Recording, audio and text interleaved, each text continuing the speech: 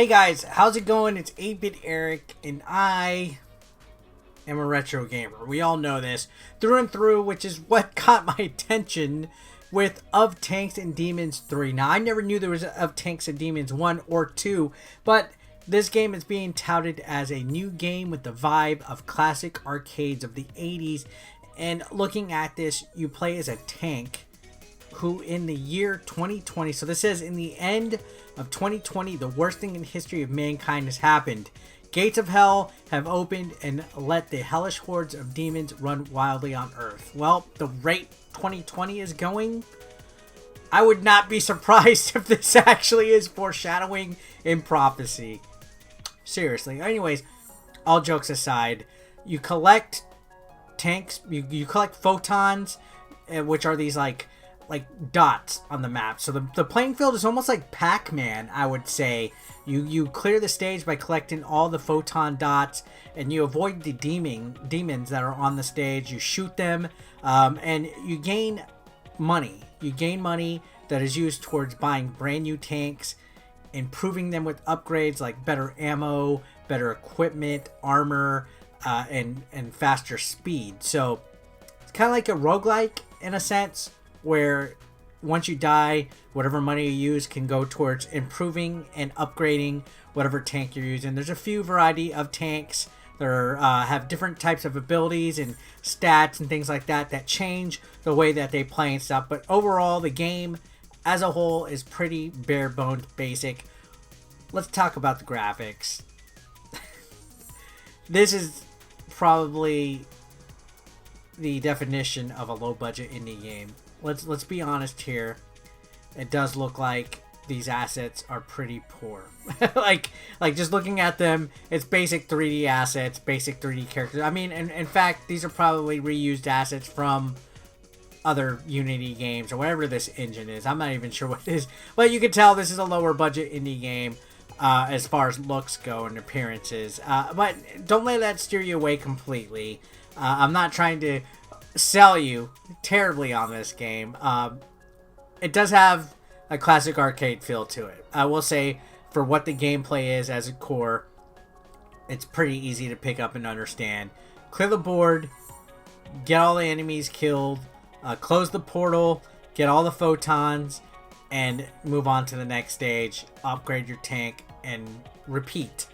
Every once in a while you will find a boss stage where you have to destroy the boss. And that adds a bit of a challenge. This game is designed actually to be replayed over and over. So death is the option.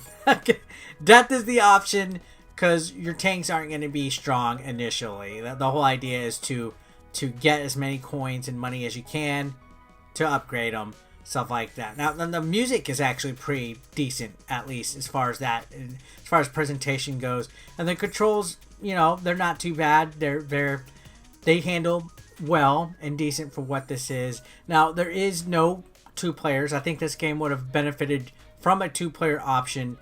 It could have been a lot fun, actually, to have two people playing at the same time, possibly competing against each other. But there's none of that. This is solely a single-player game that's focused on a basic premise. Now, let's be honest. This ain't gonna win no Game of the Years, but luckily it's not high price of a game either. It's $4.99, which is usually what lower budget indie titles cost anyway.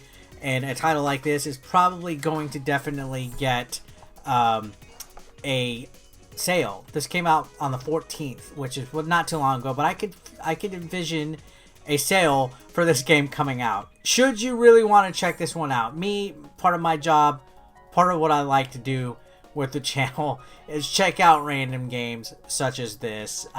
It's what I do, guys. Let's face the facts. Let's face the music. You wouldn't have heard about this game if it wasn't for, partly, I'm not trying to toot my own horn and take all the credit here, but you wouldn't have heard about this game or even given a look without finding out about it from my channel. eShop games get covered immediately, almost a week after they come out. They get thrown into the oblivion that is the eShop. This one ain't gonna be winning Best Game of the Year awards or anything like that, but I was actually thoroughly entertained with what it had for $4.99. I don't know. If you're feeling risky, give it a try. Again, it's a lower budget indie title.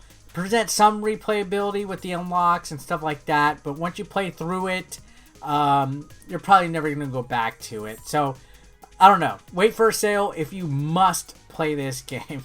If you must. For me, you know what? It was alright. Anyways, guys, I'm going to keep it there. This is going to be a short and sweet review. I'm not even going to try to drag it out today. Appreciate y'all watching. Let me know in the comments down below whether this is something that you want to check out. Don't forget to subscribe if you haven't. I'll see you guys on the next one. Consider supporting 8-Bit Eric on Patreon for just $1 a month. Link below in the description. You want to become part of the hashtag 8BE Nation, guys? Well, be sure to pick up your official merch, now available online. Link is below in the description. We got classic t-shirts, tank tops, hoodies, and even women's apparel. Don't forget, pick up your official merch now. And while you're at it, guys, feel free to watch the next video, or why don't you catch up on one that you might have previously missed. Thanks again, guys, for all the support. I couldn't do this without you. You guys are amazing, and don't forget to subscribe and click that like button if you are brand new. Thanks again, guys. Peace out.